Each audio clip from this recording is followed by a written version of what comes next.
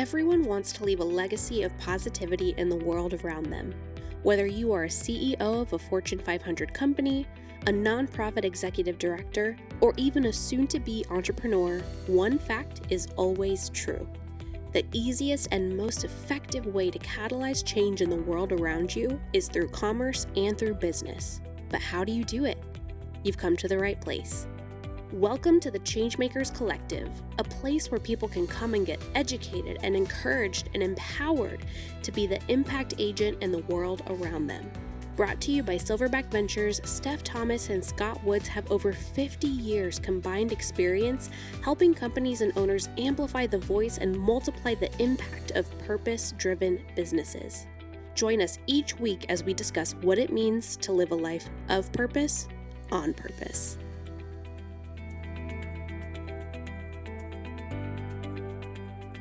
Hey, welcome back to the Changemakers Collective. This is Scott, that's Steph. Hello. And Kristen's over here, our amazing podcast producer from Novice Studios. We're so grateful you chose to tune in with us. So today we're going to be talking about something a little bit different than we normally do. We're going to talk about how to balance being an entrepreneur or a business leader and also having a family. Or a life. Or a life, yes. I know early on when I started my first business, and even now in our current business, one of the things we struggle with constantly is the balance between doing the work and getting paid and finding the work so that we can get paid later and having free time to spend with our family and do and enjoy the fruit of that labor. And we don't have all the answers. We'll start there. But I think as we talk about what it means to be able to balance life and work from a entrepreneurial standpoint, it's way different than balancing life and work when you're going in as an employee. So, Scott, a lot of times with us, a client will ask us to come in and have a conversation, and we talk about, or we discovered that they are totally working in their business, not on their business, and they don't have, and I don't really like work-life balance because there's never really a work-life balance, right? Well, especially as an entrepreneur. Right. You're working, hopefully, in a business that you're extremely passionate about. And, you know, everybody says, well, if you love what you do, you never work a day in your life. That's just a lie. But you got to turn it on. But you work much more, with much more enthusiasm because it's something you're passionate about. Right. And it's doubly for us because not only are we passionate about helping businesses grow and thrive and impact the world, but all of the clients that we have are impacting the world and thriving. So we're doubly excited. It is a rare occasion where we don't end the day where we're like, oh my gosh, I can't believe we get to do this. This is so much fun. They are paying us to do this. Yes, it's so much fun to be able to watch and help companies be able to thrive. But Scott, let's have a real conversation, right? So this is the first time that it's not a salaried, guaranteed money. And it was scary for me. It was scary. I also know that I've been married almost 25 years. And in my marriage, it's important to us as a family, I have 2 adult children, that I have time with my family that's not consumed with conversation about Silverback. Yeah. So I had to really sit back and say, let me block my time. When am I going to spend time with my family? And when am I working in the business? That's, stuff that people contract us to do. And when do I set aside time to work on the business? And all 3 of those buckets have to be important. And if not, then really I'm not paying my bills, right? Well, yeah. I mean, there's a book called The E-Myth that talks a lot about the fact that if you're an entrepreneur and you're doing all the things and working only in the business, you've just traded one boss for a crazier one. Right. And you're now working for yourself. Right. And as an entrepreneur, and I would love to say, because I've been an entrepreneur longer than you have, much more fun working with you than working by myself, number one. And we were having this conversation earlier with a client saying, hey, starting a business is, other than having a baby, is the most terrifying and most exciting thing you could possibly do. Yeah. And he said, well, does it ever get less scary? And unfortunately, the answer is no. You're able to have a higher tolerance for the unknown. Right. The unknown around, okay, well, if this client says no, now you have a financial gap. What do you do? Right. But it's not just if you're being a consultant, right? Let's say you're a pie maker. I Yeah. use the pie maker all the time, right? Okay. You could be a great pie maker that everybody is buying your pies, but if you're not working on your business, then you could not be the best pie maker in your area. Well, you're working 24 anymore. hours a day. Right? Oh, there you go. I mean, I think that's the thing that's interesting. My wife has talked about having her own tea shop for years, Yeah. and doing the pies and the scones and all that kind of stuff. And she said to me, I can't get up at 4:00 in the morning and start baking and then be able to be a normal human Right. by the end of the day. And, that's choices that have to be made and sacrifices. When you start your own business or you have your own nonprofit, everybody glamorizes the fact that, oh, you're going to make all this money. It's going to be great. You're going to be working your own for boss. yourself. Yeah, that's But people forget all to say, true. However, you're still doing all the things. right. People forget to say, hey, there's some financial responsibility. If you have a team of people that you're paying, there's stress involved. And really, as a person that, wants to have a life, I recognize if I don't have some separation between our company and a life may look like me just going to the beach and reading for the day. Or just sitting down and having dinner with your family. Oh, that's important. Let's talk about time blocking for a minute. Yeah, no, time blocking is important. You do it way better than I do. It's because I can multitask. Just kidding. I'm just kidding. I'm kidding. See our last episode.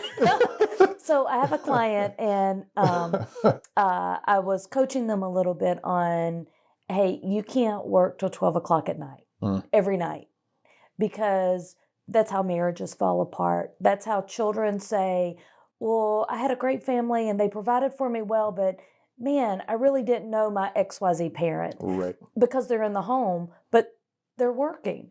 And sometimes culturally our mindset is, if I work hard now, I can play hard later.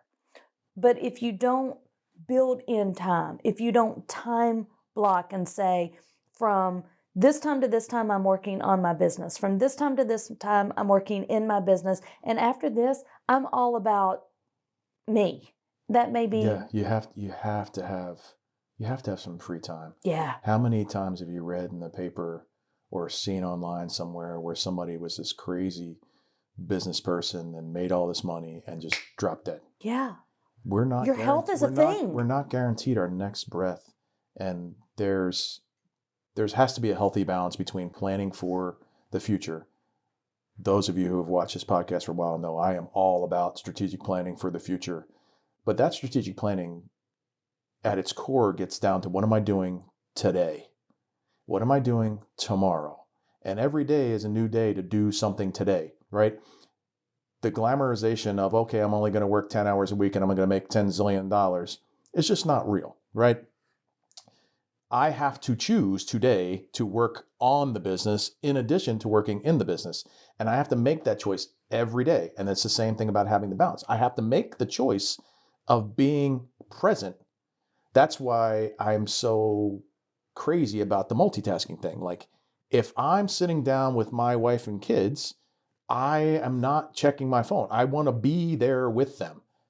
Oh, that's a good point. And I want to be with the client. When I'm in a client meeting, unless my phone rings with that specific ring that says it's either my wife or my two kids, I'm not picking it up. So, Scott, one of the things that, and we may have talked about this in a previous episode, but, we talk about core values all the time, right? And so a lot of times people will say, well, my core values are my religion, my family, my, I don't know, integrity, whatever. And then you say, well, what'd you do on Sunday? Well, I got the football game. Okay, well, and again, regardless of where you are in your walk and whatever, or, well, when did you spend time with your family? If that's a core value. Well, I'm going on vacation in a couple of months. Well, are those really your core values? What does that look like? No, that's 100% true. That's 100% true. And I mean, we're not trying to poke people in the eye. we know and recognize how hard it is. And both of our families would probably say the same thing, like, okay, well, you're constantly talking about it. Well, that's because we're excited about what's going on. And part of what we as individuals bring to our families and consequently into the community and to our clients is that diversity of experience and a focus on making the world a better place. So that gives us some extra energy. But there has to be carved out in your day time spent being quiet, time spent learning, time spent with the family. And I know there are people on this podcast going, well, hold on, I only have 24 hours in a day. How can I do all these things? One of the things we walk people through is the time blocking thing is super important. Sticking to the time blocking thing is even more important. And allowing for blocks of time where you're not scheduled to do anything. And allowing for the divine appointments to happen. Right. Where, hey, a friend calls and says, I'm going through a crisis and I need you. The last thing you're going to want to say is, oh, I'm sorry, I'm busy. Yeah, I'm working. But it goes the opposite way too, right? So as an entrepreneur, if the mindset is, I work for myself. I don't have to work today. Yeah. Well, how are you going to pay the bills? Yeah. Right? And I think that goes back to, is it a business or is it a hobby? Are you actually in the business? If you were to hire somebody, are they coming to work for you with a structure and a plan and a task and a role that is clear and defined and has metrics around it? Well, you should not hold your employee to that standard if you're not holding yourself to that standard. Right. That's why I say working from your house as an entrepreneur is super hard. That's why coffee shops are so full of people that are working, because if you're in the house, you're going to look around and go, oh, well, I could do some laundry. I need to do this. I need to make some food. Whereas you're much better, but you have a sequestered area in your house where you go and you're not going to come out of there for a period of time. Right. At my house, it's more open. So again, back to the blocking, right? People have to know not only, we talk about competitive edge and we talk about your niche in the market, but you also have to know how you work best, right? Yes. So if you get your most creative time done from, 4 a.m. to 11, then, maybe you have a blocked off area and that's the time that you're working. But if you are trying to scale your business and you're a parent, right? So let's just say you're a parent of a small child. Okay, and maybe it's a business that you're bootstrapping and you are the sole caregiver of the child and you are the sole owner of and by the time you put the baby down, you're so exhausted. What does self-care look like? Yeah. And how do you navigate through that? And it's real questions, because what happens if you don't do that? Marriages fall apart, your health falls apart, your business falls apart, your children fall apart. It's a thing. Well, and I think it's all part of the planning process. And there's a number of prognosticators out in the world that'll say, you just need to go, just start doing, and you figure it out as you go. While that may work for a small percentage of the people, most of everybody else will fall on their face, because if you don't have parameters around which to work, you're going to go in every direction you can think possible, and you're going to end up being burnt crispy. And I think there is a need to, when you're sitting down thinking about your business, especially if you're a solopreneur and a parent and, maybe the sole breadwinner in your household, you need to have some structure around how you're going to do that. And is it sustainable? Yeah. Well, and take it to the next level. Who are your customers and what do you charge? You have to build into your pricing the fact that you need that free time. When I had my first business, I said, okay, my goal is to make this amount of money and work this amount of hours, knowing full well that if I said I want to work 30 hours a week to allow for 10 hours a week of networking and building relationship time, because you all know we love networking, building relationship time, I know some of that's going to bleed. Right. But if I say I need to work and bill out 40 hours a week, when do I have time to work on my business if I'm doing all the work all the time? So setting up your price structure so that you can work theoretically less and make what you need to make, and anything above that is growth money, is a step that very few people take. Scott, I love that you brought that up, because here's another thing. I mean, I am always taking a class or educating myself in a different area. And, I know a lot of things, but there's a lot of things that I could learn. And if we don't understand that that is part of how you grow in your community, that's how you get to your next level in your business. But if I'm only working in the business, I don't think about... You're an employee. That's right. That's at the end of the day, you are 100% right. Our job as Silverback Ventures is to empower impact businesses to change the world. Yes. The only way we can do that is continuously building on our tool chest so that we can help others that are looking to go, hey, I just need a hand up over here. I need a hand up over there. I need a hand up over there. And we can come around those people and help them to get to their next level. If we're not doing any of the cup filling of our own selves, you can't pour into others.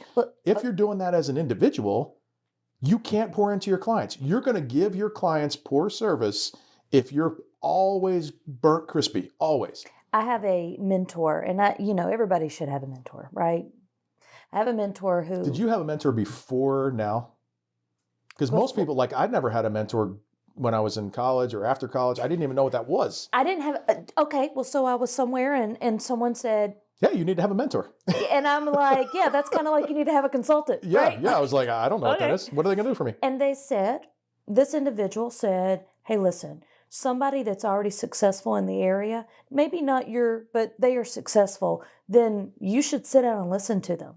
And the second thing they said were, leaders are readers. And, whether you like to read or you do not like to read, you don't physically have to sit down and read a book anymore. You can listen to any book, or you can listen to a podcast.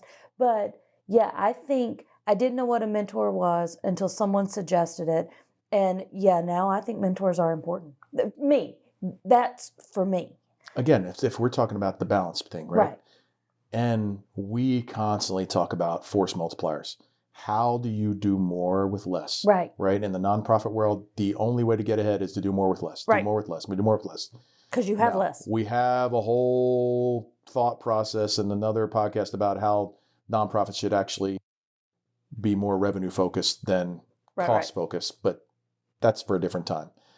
But I think the ability to have a force multiplier in your corner that is speaking into your life, building you up and empowering you to be the best version of you, is a way to help you balance, right? Because now you're not having to do 100% of the work in order for you to grow as an individual and grow as a leader. If you have somebody that can walk alongside you and say, look, ask you the direct questions, speak truth into your life when you're acting like a moron, all the things, empower you and enable you and say, hey, did you read this book?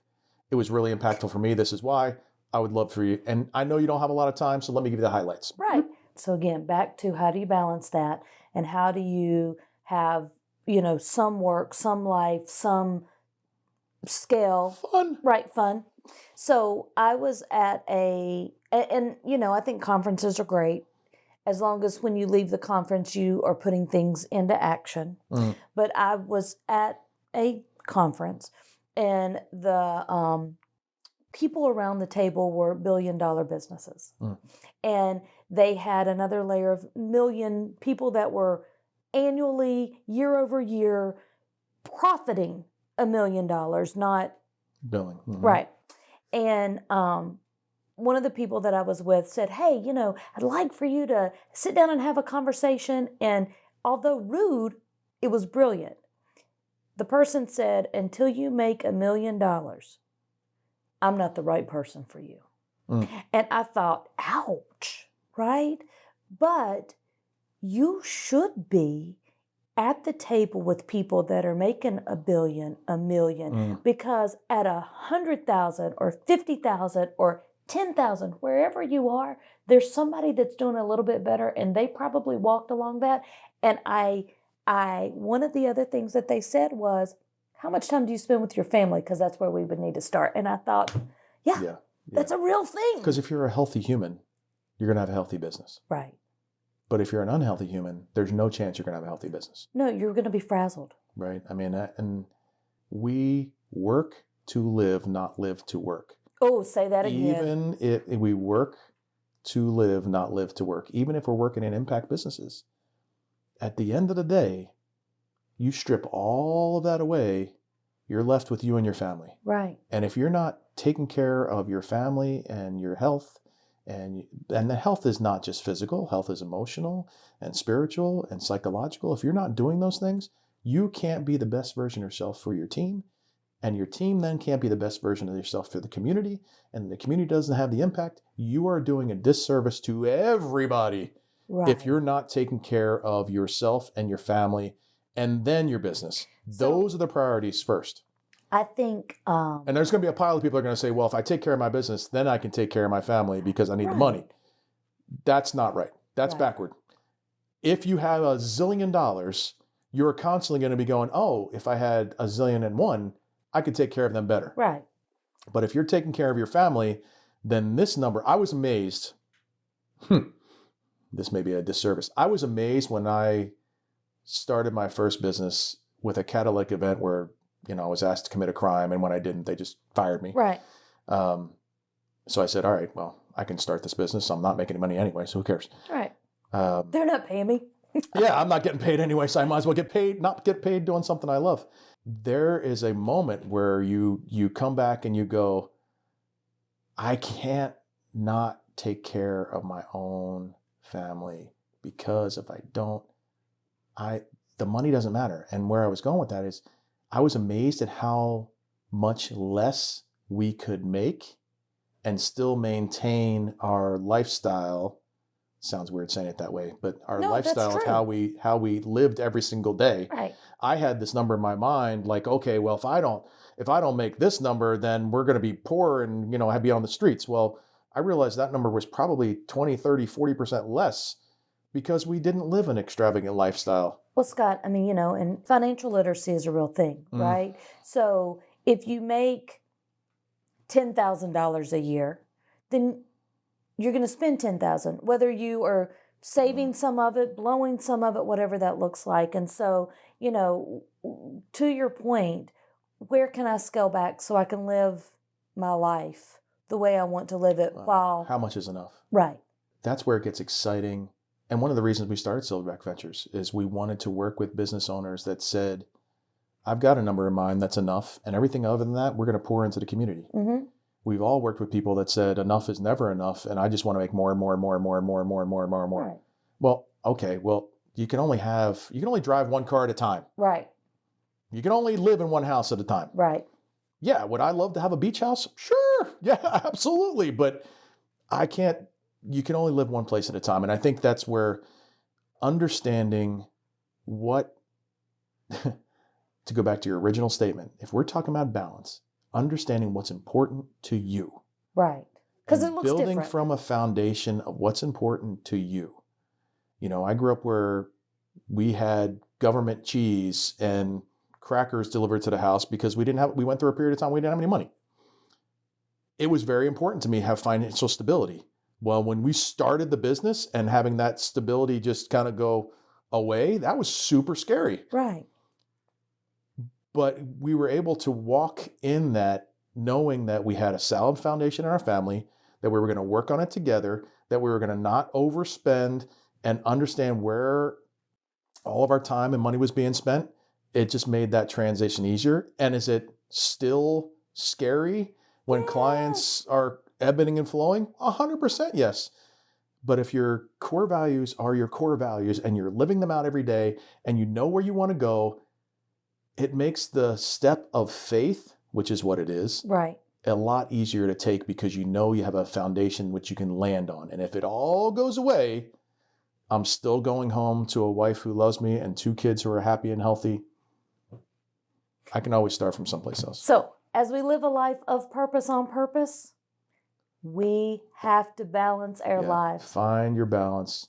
Take care of your family emotionally, spiritually, physically, then take care of your business. Join us next time.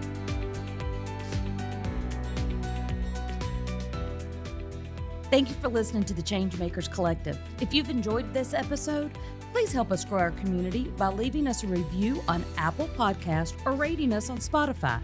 You can also find our podcast on YouTube, so you can come and leave us a comment over there as well.